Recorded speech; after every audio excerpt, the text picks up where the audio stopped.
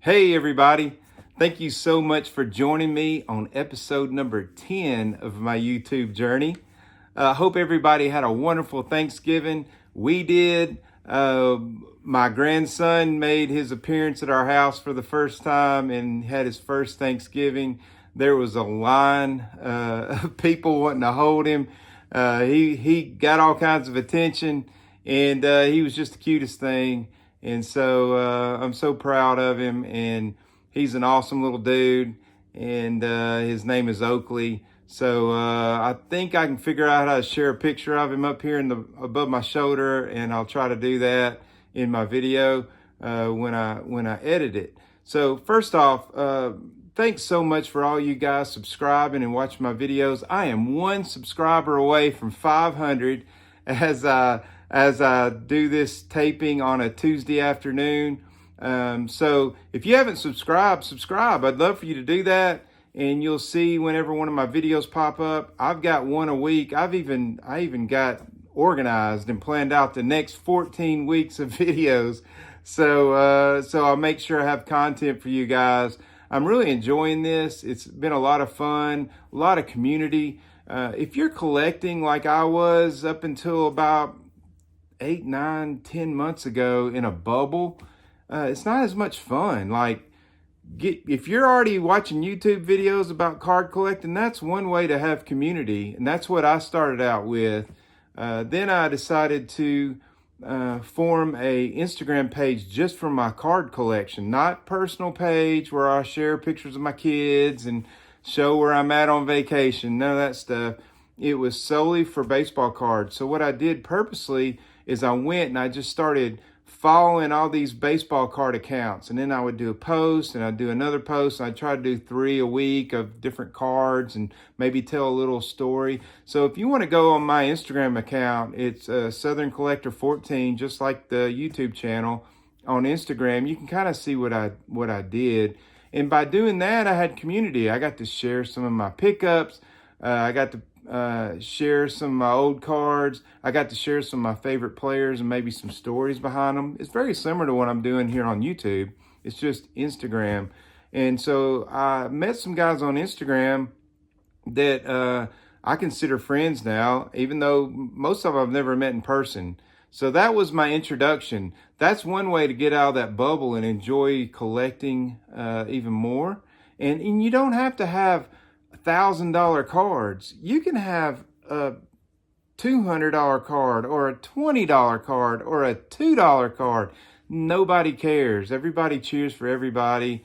It's not a lot of politics or all the stuff that you deal with in your regular life. You just get to escape into that collector's universe that we call baseball card collecting. Some of the guys collect basketball and football as well. So jump in there, do that. And then, if you want to start a YouTube channel, do that as well. But create some community around you. It just makes it a whole lot more fun. So try that out. Also, this week we're going to talk about some of my pickups. So I'm going to share with you those. You'll start to see a pattern. I've kind of explained it before. Everybody's collection is organic, and everybody has the ability to make it what they want. With me, I love to read baseball history books. I'm finishing up one right now about Henry Aaron. It's called The Last Hero, Henry Aaron, and it is fantastic. Now, in book form, it's like that thick. It's a big one. I'm doing it on audiobook, but I've really enjoyed it a lot. It'll help me kind of tell a story about Hank Aaron when I decide to do a Hank Aaron video. I already knew a lot about him, but this is really in depth. It's been really cool hearing his story and what a brave man he was. So that kind of drives my collection. So you'll see tonight, so I just got through reading, it's called Our Team, and it's about the 1948 Cleveland Indians. It was a very interesting team. They had some Negro League stars on it that had broke the color barrier and had gotten their opportunity to play Major League Baseball, alongside some old grizzled vets, that had been in the league for a while, and they all came together as a unit and won the World Series. So great book. I can't tell you enough how much I enjoyed it. Pick it up, try it out. But you'll see some of those players. Also, I've already shown you I have an affinity for the Black Sox in that story, and Shoeless Joe Jackson. You'll see some cards having to do with that. So that's kind of what drives my collection. So I hope you enjoy those tonight. My next couple of videos, what I'm planning on doing, if you'll tune in, a lot of people do this at the end of the year. This will be my opportunity to share some of my collection with you. I'm going to do my top 75 cards. I'm going to break it up over 3 episodes and do 25 per episode. So check that out. That'll be out next week and then the following weeks. And then I'll get back into a player story the 4th week. So like I said, I'm really enjoying this. I hope you are. Subscribe to my channel. Put me over that 500 mark, and appreciate it. And we'll look at some cards. All right, welcome back.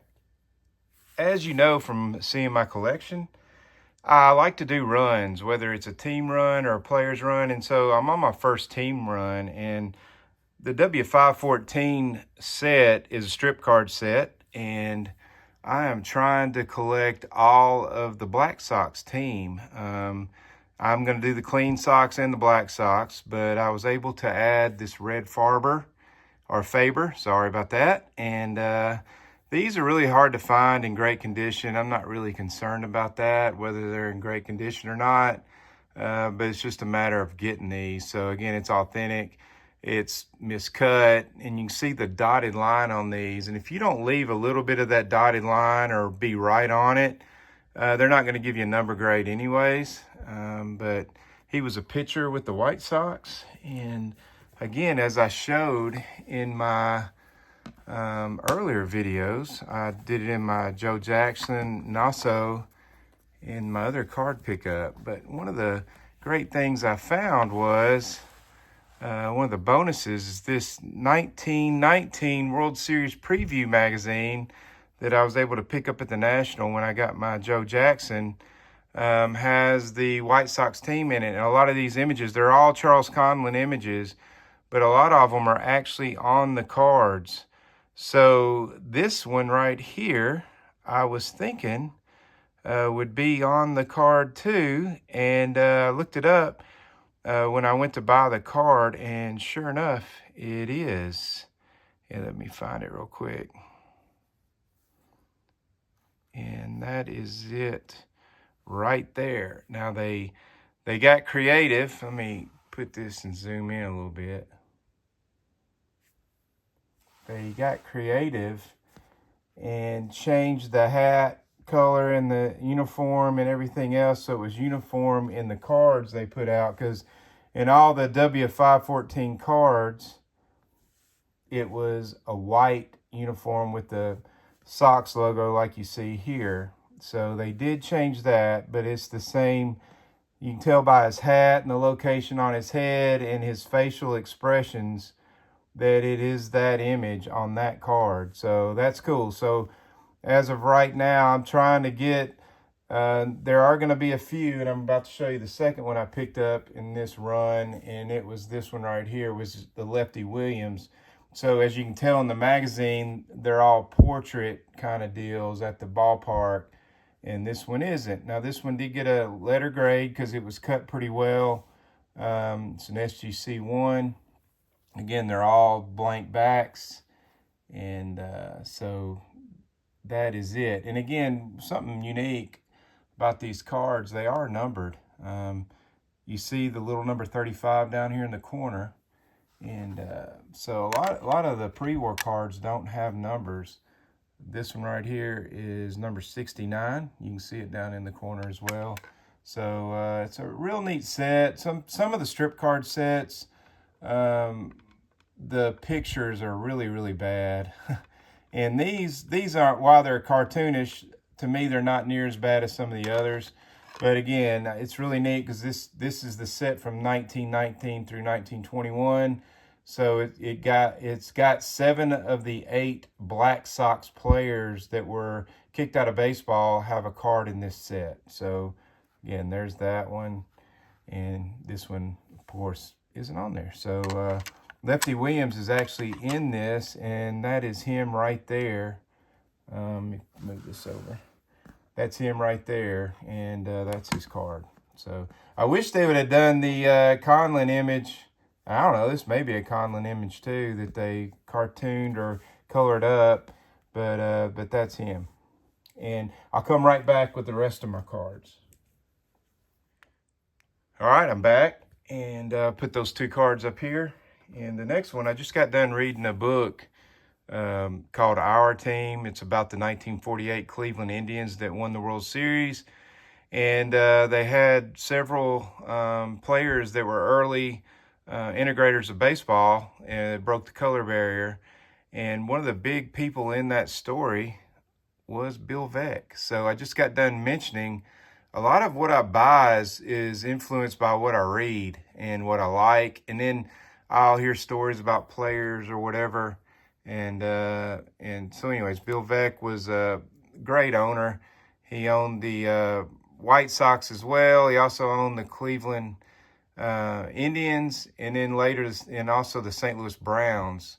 And he was a groundbreaker of sorts, but he was somebody that wanted to integrate baseball years before it actually got done. And he was thinking about buying the Philadelphia Phillies and doing that, and the deal fell through. And one of the reasons he always thought is because people knew that he was on board with bringing black players into the major leagues. He wanted to win, and he did have a soft spot in his heart. Larry Doby talked about how he always treated him as a man, and he didn't treat him any different than anybody else, and that meant a lot to him. So I looked on the internet and found that he has 1 card. It's very unusual for an owner to have a card unless he was someone in the early pre-war years like Connie Mack or somebody. But he had this one. It's Chicago Greats set, and from 1976, and I picked it up. So it talks about him. He was born in 1914. It says, back in his second term of the White Sox, Bill Veeck, as in Wreck, acquired control of the White Sox originally in 1959, where they then won their first pennant since 1919 and we just talked about the 1919 White Sox. During 1960, Veeck introduced the famous exploding scoreboard to Comiskey Park. Amongst many novel promotional ideas he was to come up with, health forced Veeck to sell the White Sox in 1961, and he remained out of baseball until he again purchased the Sox in December of 75. So he was known as a showman, and he was a man of the people. He would go out and sit in the bleachers. He didn't sit in some owner's box. He'd go out and sit in the bleachers. He worked the crowd really well, shook hands with the common man and found out what they wanted. And he provided that. And then ultimately he would provide a winning team for them. So great owner. He's somebody you would want owning your team. And so Bill Veeck. The next one has to do with that same book. And I was already into this run, which would be Larry Doby. I was already into his stuff before I read the book, and that kind of pushed me to read the book, because I heard it had a lot in there about him. So I've started a Larry Doby signed run, and so this is one of the signed cards that came in recently. It's 58 tops, and it's back when SGC would do signed cards. They don't do that anymore, but they would give them an authentic grade. Got his signature there in that bright yellow background. It's well centered. Got a great back on it. And Larry Doby, that will be an episode, so I'm not going to waste my breath talking about him other than, he integrated the American League where Jackie Robinson did the National League, and it was in the same year, just a few months after the fact. He came to the American League in July the 5th, and of course Jackie started the season in April, so he wasn't there very much after him. Jackie was putting up with all the mess, going through hell and back in the National League parks, while Larry did it in the American League parks. Very brave individual, just a freak athlete. Could have played pro basketball as well. And so that's Larry Doby's 58 signed card. Here's another one. Larry Doby, the 59 tops, and again in the SGC holder. It's got the signature. He did this a lot. He signed it vertically, but these don't have really high pop counts, and I'll go over that when I do my video on this. But there's his 59, and I was able to snag this one too off eBay. It's the exhibit card, and you know, it's oversized, so it's like a postcard kind of deal. And they were issued from 1947, I think, till 1966. I should have looked that up. But so it's a long issue, so you can't really consider it a 47 card. And the image of it is later than that anyways, it appears. But he does look younger. But it's got a nice bold autograph and a Sharpie. It's a thin tip Sharpie, which really looks great on this card. And so I grabbed it too to go with that run. So put that right here. And then this right here, not all cards have to be expensive. I think I got this for 50 cents or something off eBay. And it's a nice card. Got a great color back on it. But I did not look up the year this was put out. But it's a Stadium Club card with Jackie and Larry Doby. What I just talked about, the NL and the AL integrators, and two brave men right there. So so that's a card that I'm happy to have, even though it didn't cost as much. The next one is in the big auction that Golden had, the big vintage auction. I was able to pick up this. This is from the 1948 Cleveland Indians picture pack. So these would have been mainly bought at ballparks in their souvenir shops, and you get the entire team, and each person would have their own picture. They're blank back. I don't like the way this does inside those slabs. It looks like it's wet or something, but it's blank back. They do grade them. This is a 3, and if you recognize this image, it's because it's the image that was put on the 1949 Bowman Satchel Paige card.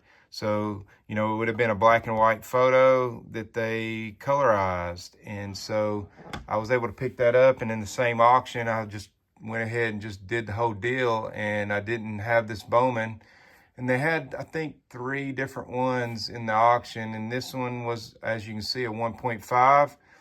And I don't mind having a lower grade card as long as it presents well and has good eye appeal. And this one appeared to in the picture. I even, you know, did the serial number there and went on the PSA website and looked the card up to see what it looked like. I don't mind having a wrinkle in a card as long as it isn't hugely noticeable or right through their eyes or something. So I figured this had a wrinkle and I could see it when I blew it up. However, after I got the card in, I mean, it's a little more pronounced than what I thought it was going to be. I don't know if you can really pick up on that, but the paint is actually broken, and you can see it clear as day when you look at it with your eye. And it did not look like that in the Golden picture, the scan, or in the PSA scan. So I'm not really sure. PSA, I don't think they ever doctor a scan, but it makes you kind of wonder about auction houses. They're trying to sell something. Maybe they doctor the picture up a little bit to make it look a little better. I don't know. I'm not gonna dump it and find one to replace it. I'm fine with it. Satchel Paige is a very, very brave, unique story inside the game of baseball. What he did was amazing. I'm probably going to do a show about him one of these days as well. I do want to pick up his other card, that everybody knows about, the Topps card with him on it. But he is he's just a brave guy. He was a stud in the Negro Leagues and didn't get to the majors till he was in his 40s. So great guy to collect. Again, him and Doby played together on that 48 Indians team under Bill Veeck. And they also, Bob Feller was the other big name there, as well as Joe Gordon. And then the final one I picked up is the big one. I've done my Jackie Robinson run, and this was the last card I needed to complete the run. And it's an iconic card. Everybody knows it. It's a 52 tops, and it's a type 2. So if you know, there's a type 1 and a type 2, just like it is with the Mickey Mantle. And it's a very clean card, and I'm very proud of it. I wanted one that was centered. When I have a lot of respect for a player, and I know I just told you that Satchel Paige has a wrinkle through it, but a lot of times what I'll do is I really take a lot of time and I try to find a card that I think is worthy of that guy. And with Jackie being one of the most amazing individuals that in the collectible world or in American history, actually, I'd put him up there with anybody as far as people in sports, and of what he did for his race and for the American people, and being as brave as he was and representing himself the way he was, and then being able to play well under pressure. I wanted to have a nice card, and so it wasn't cheap, but I was able to pick this up from my buddy Ash, the dealer that a lot of people know, and I'm very happy about it. So that's my last card in my pickup video, and I've got some other ones that I'm going to do in my next one I think you'll want to see, and it's going to be a big one. And but this one's a big one too, and I'm fired up to complete my Jackie Robinson run, and there will be a Jackie Robinson video coming soon, so stay tuned for that. I will complete my video here in just a second. I'll be right back with you. All right, I hope you enjoyed the cards. And like I said, next week we'll be back looking at my collection and the top 75 cards in my collection at the end of this year. And then next year when I do one, if I'm still doing YouTube videos, which I don't see why I wouldn't unless I just run out of stuff to say, and that's never happened before. So next year I'll do a new one, and we'll see how the collection changes a little bit. Also, I've done a few trades lately. I may do a little video about that, show some of the trades I've done. Not sure yet. I've really not done a lot of trades until recently, and it's been pretty interesting. Picked up some pretty big cards doing that. So I hope you enjoyed this, and please continue watching. Comment in the video. Tell me what you thought of the cards. Tell me if you've got any of those yourself, and I appreciate it. Thank you so much.